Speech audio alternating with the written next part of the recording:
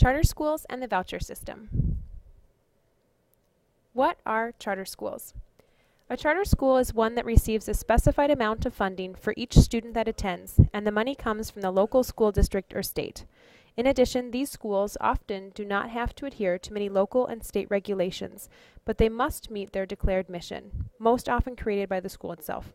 In other words, the local school district or state gives money to a group of people, such as community members, parents, or teachers, in order to open a school that reflects a shared value and mission statement. This school is then funded as if it were any other public school, but does not need to comply to many of the same standards as other public schools.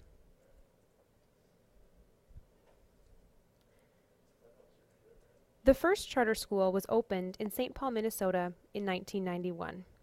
In 2010, 39 states had charter laws, and Wisconsin had 224 operating charter schools.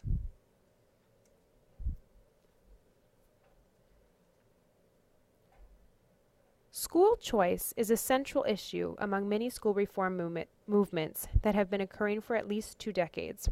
Essentially, this movement is in contrast to former initiatives to create a common school ideal, where all children receive a common education with the same ideals and cultural and political values. School choice was first federally advocated for in America 2000. The central argument surrounding this movement is that parents should have the opportunity to select the school they wish their child to attend, regardless of location. Factors such as perceived quality, school values, and educational goals are considered during the selection process instead of being limited to the school in the family's neighborhood. It is also believed that parents should have the right to raise their child with the values they deem important, and making educational decisions is one way to exercise that right. School choice is currently carried out through a voucher system. Each family receives a voucher for each child equal to the cost of tuition, and the school that child attends receives these voucher funds. From a theoretical standpoint, the mission of this is to promote a free market, laissez-faire economy within our nation's school system. It encourages competition, innovation, and creates incentives to improve schools. The theory is that the best schools will flourish, while lower performing schools are required to shape up or close. In addition, parents and children who are able to select which school the student attends tend to be more invested in the school and have higher morale. Proponents of the voucher system have argued that the ability to choose schools will allow possibilities for students who are living in low-income neighborhoods, otherwise described as the liberation model. In a sense, they will be liberated or not constrained by the neighborhood in which they live and can attend a better school outside of their low-income neighborhood. Why did your parents choose to send you to a charter school? They initially didn't. When they attended the informational meetings about the school, they got the impression that the students would be predominantly white, wealthy, and exceptionally bright. My parents were uncomfortable with that because it didn't reflect the world that I live in. However, when I was in the 1st grade, they began to notice that my teacher was very unaware of my abilities. She told my parents that she was overwhelmed with challenging students, and since I wasn't a problem in class and ready to learn, she would be moving me into a parent volunteer-led reading group. They started me out by reading American Girls books. My parents began to notice that I wasn't learning to read, but rather memorizing the story. When my parents discussed their concerns with my teacher about my reading abilities, she told them it was more important that I had good self-esteem at that age than the ability to read. That would come on its own later. This was when my parents began to reconsider the charter school for students in grades K through 8 and entered me into the lottery. They liked the idea that I would be tested on a very regular basis in reading, math, spelling, and writing. If you were not performing at the level you started in, you would be moved to the appropriate level. They also liked that Spanish would be a part of the curriculum instead of recess or after school. They were also very impressed with the requirement that parents were required to be involved with their child's learning. They also liked that this was a charter school that was run by the local school district and still had to report to the superintendent.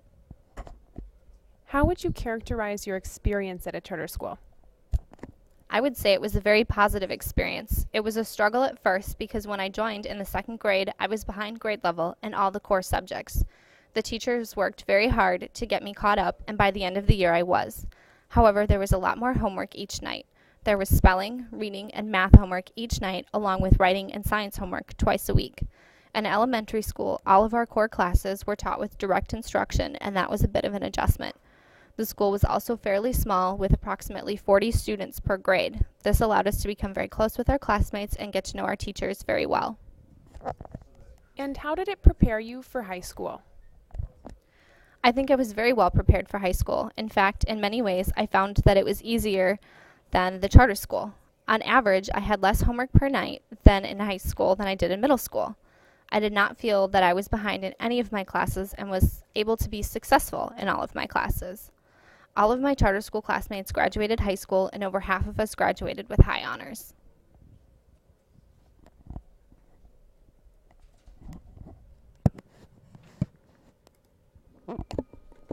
Other families pin their hopes to a bouncing ball, a hand pulling a card from a box, or a computer that generates numbers in random sequence.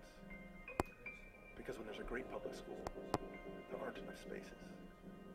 And so we do what's fair. We place our children and their future in the hands of luck.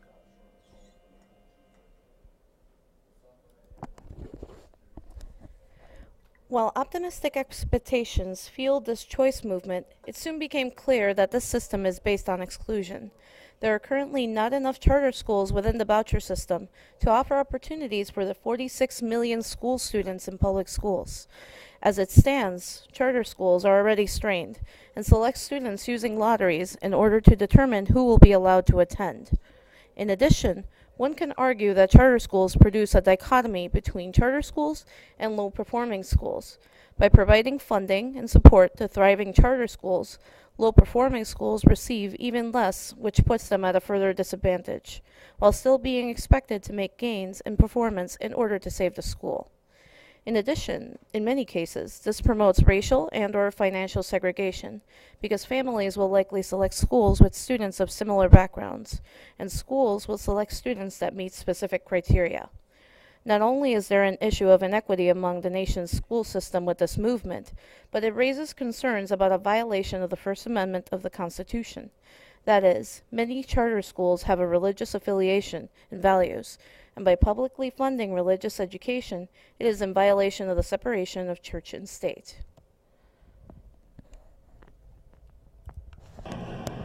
Each morning, Darius Archer is ready and eager to go to classes at King's Collegiate. Good morning, Darius. A charter middle school in East Flatbush, New York. I think the school is very wonderful because... 16 years old and in the 7th grade. Good morning. Darius struggled with dyslexia, was held back 3 times at his former public school. But now in a charter school, he's thriving. At my other school, people will most likely laugh at me when I try to read something, but like in this school, they'll help me and push me to keep on reading and that stuff. Oh, reading seats, guys. King's Collegiate is one of nearly 5,000 charter schools nationwide. All are publicly funded, but they're privately run. They're not wed to the curriculum established in their district and can tailor learning plans to a student's needs. Make sure you are tracking your reading. Their teachers are not protected by the union and are held accountable for their students' progress. For many low-income families living in urban neighborhoods with underperforming public schools, charters can seem like a hopeful alternative. Sounds like boot camp. Some people would say it is. We are definitely strict. We have super high expectations of ourselves and our kids, both academically and behaviorally. Across the river in Jersey City, New Jersey, Create Charter School did not make the grade. After 9 years, its doors will close for good at the end of June. You're the guy in charge. Why is this charter school closing?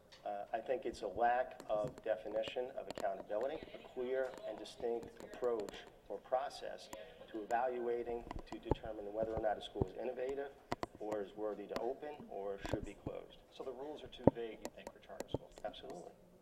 And they're too subjective. In a letter to Create's Board of Trustees, the New Jersey Department of Education said poor student performance and failure to provide a structured learning environment were among the reasons the charter was not renewed. Just because we allow innovation doesn't necessarily guarantee that we're going to get completely positive results. A Stanford University survey of charter schools in 16 states offers a mixed academic report card.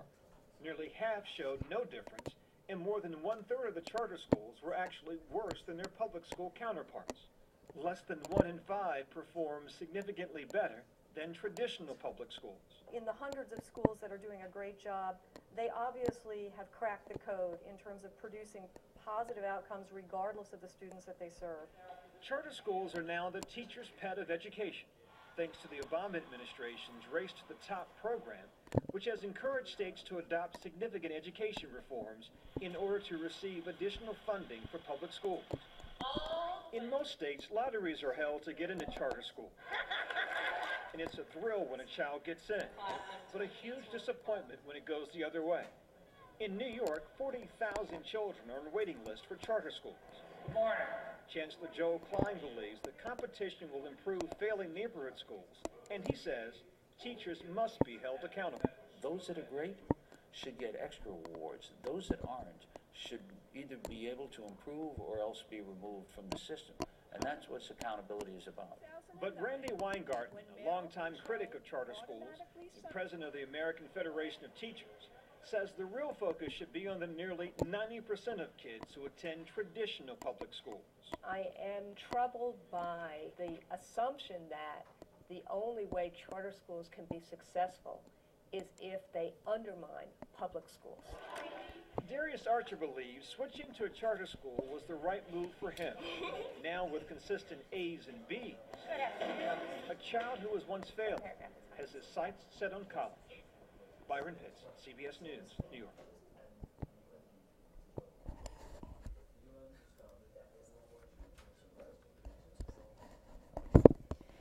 As you can see in this chart, although nearly 1 in 5 charter schools are outperforming public school across the nation, more than 4 in 5, or 82%, of charter schools are performing on par or worse than public schools.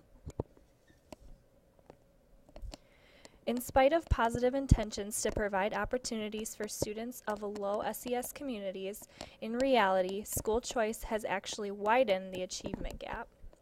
Although school choice provides advantages for several students, it disadvantages others, such as the 46 million students in public schools that are not afforded the opportunity to have a choice and attend charter schools.